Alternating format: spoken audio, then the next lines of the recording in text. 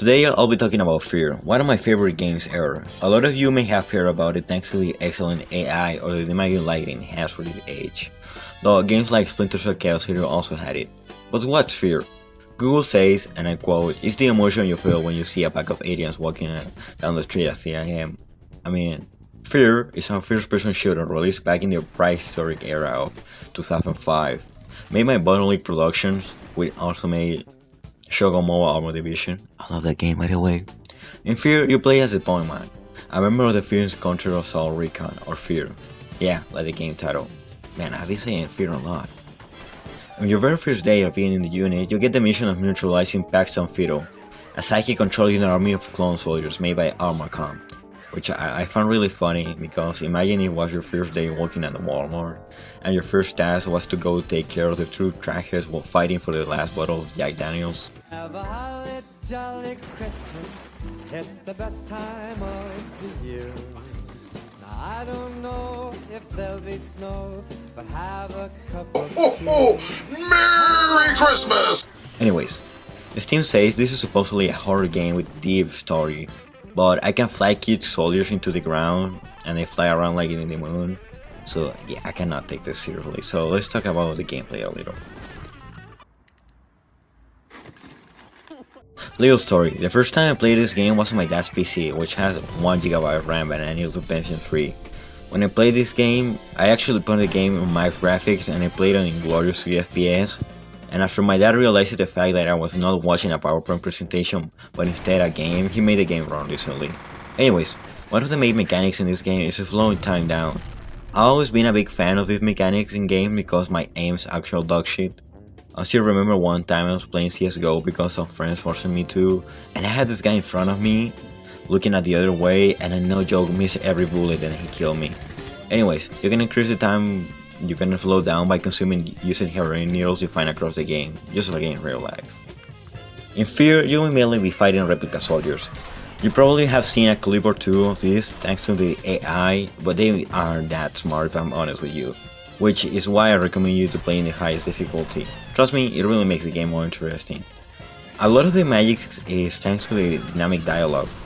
I mean, despite being little clones and being controlled by a single dude, they got a lot of personality, and you can hear their reactions to you and their colors to you. Your arsenal's pretty big, though most of the weapons you can find here are your usual FPS guns like the assault rifle. Wow, the FPS game has an assault rifle? No way. Or the SMG, which I really don't get because it has the same amount of bullets as the assault rifle, almost the same fire rate and less damage. You also get the assault rifle like 5 minutes after the SMG, so why do you have the thing? Then you got stuff like the little death ray or the penetrated gun, which, I mean, it's pretty cool if you can actually aim for shit. Which, by the way, in this game, instead of aiming using your sights, you just kinda zoom in the middle like you were using a magnifying glass to try and find the enemy. You don't have a generated hell like in most games, which I always like, probably because I played the Halo Seat demo a lot of stuff done it way too much when I was a kid. So you have to use medkits, which you can have 10 at max with you, and you got grenades, which explode, not really much to say. One of my biggest issues with this game is that the firefights are really fun, but a lot of the time you'll be walking around like a dementia-ridden patient without really doing anything. The game addresses this issue by having a little exploration and voice messages, which do help, but they can just make the session shorter. Which, by the way, voice message.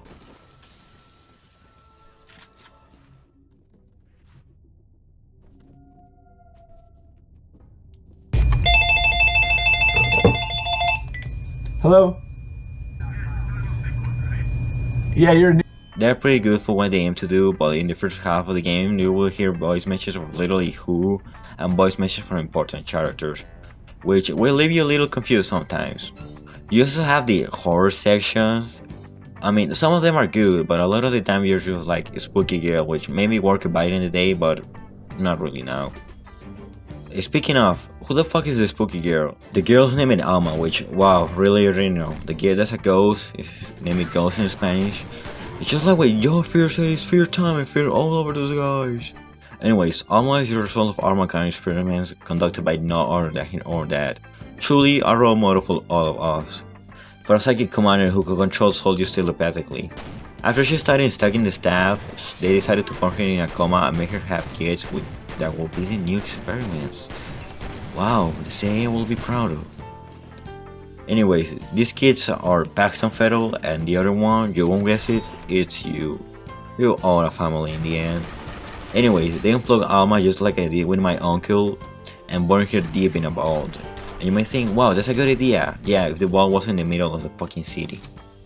So, her ghost reconnected with Paxton, who was trapped in a lab, and now Paxton has an army of clone soldiers and wants revenge. And you may be wondering, why did you get trapped in a lab too? Because you didn't get any psychic powers. In fact, you increased your reflex and result of surgical operations, not anything related to Alma, so they sent you to the military and then ended up in F.E.A.R. So, let me talk about a little about the other stuff before I give you a rundown of what happens in the game. The music is pretty good. For what it wants to be, it's just really damn good. Just hear this.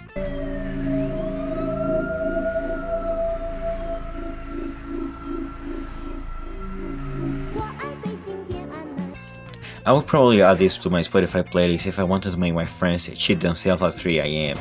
What about how the game looks? Before Crysis release, this game was a pretty good benchmark for your PC, so you get an idea.